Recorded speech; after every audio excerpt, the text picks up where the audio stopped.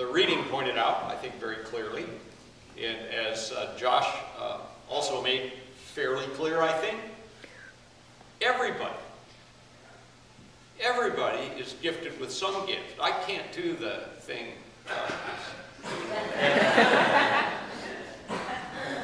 And I was thinking, well, what weird thing can I do with my hands? When I was younger, I could bend both thumbs clear back at least 90 degrees or a little more, and I realized, oh, I've lost that gift.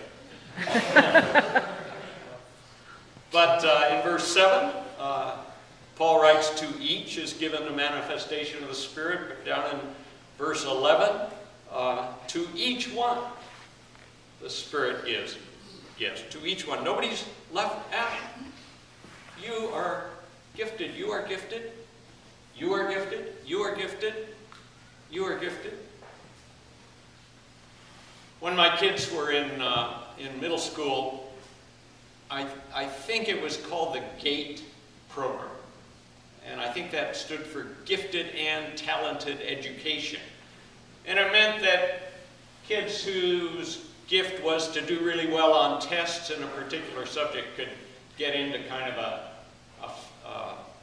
a course that covered the material more quickly than the regular course. So the school district kind of had the attitude some 10–15% of the kids were gifted, which would mean, I suppose, that 85 or 90% were not gifted.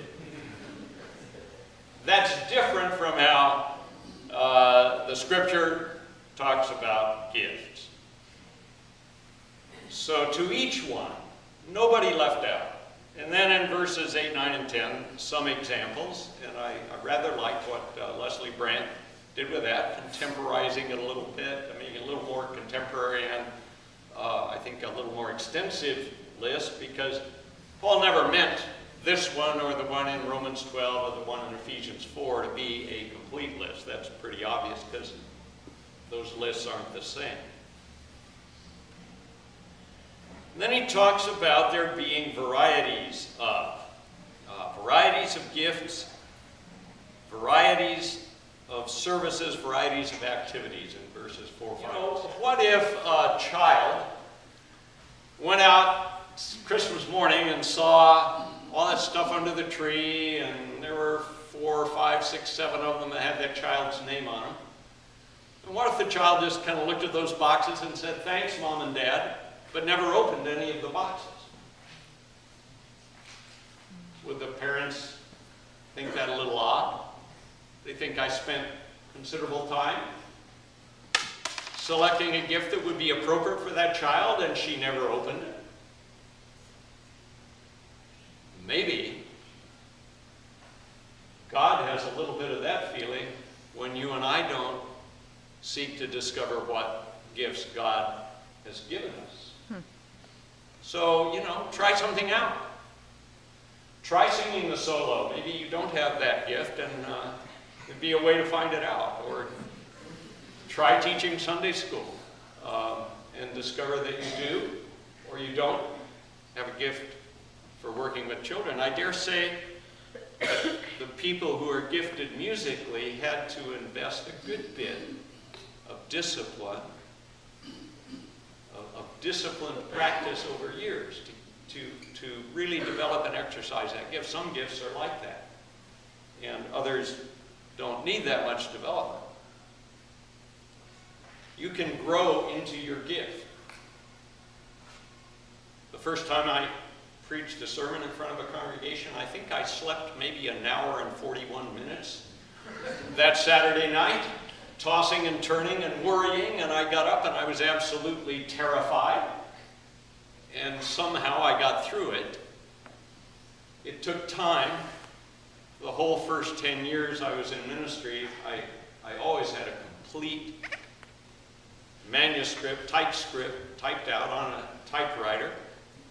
And I always stuck right to the pulpit because that's where I had it all typed out.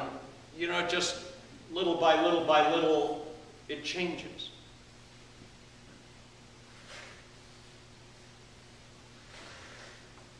And I think that the Another interesting thing is a tendency some of us have is not to realize, you may not realize you're gifted at something because when you're doing what you're really gifted at, it may be so easy for you, you're not even aware that it's a gift. And you look at the thing that would be very difficult for you that somebody else is doing, say, now that's a gift. Verse 11 it says, the Spirit allots to each one individually as that person desires? No. As the Spirit chooses. God knows what gift you need to have to make your contribution to the community. Now, the time is going to come, I think, before very long, that you're going to have a new pastor called here. And that pastor is going to not be the same as Cal Chin and not going to be the same as me. He's going to have a different collection of gifts. Some of you, especially those of you like worked on as elders on the English Commission, probably more aware than some of the others, and some of you deacons too maybe, of areas where I am not so strong. And the new pastor's going to have areas where she or he is not so strong. And the whole health of the body depends on all of you exercising your gifts so the whole body is healthy and so that your pastor is able to exercise the gifts that the pastor has to help make the church a healthy church that reaches the community and that serves God cheerfully. So think about that and have that mindset with the new pastor of realizing no pastor is gifted at everything, and that pastor is going to bring some things that I could never bring, and things that Cal could never bring. And let's see where God leads you all in the coming decade or two under the leadership of a new pastor, and pray for that person, and then pray for yourself, what you can contribute to help make the whole body healthy.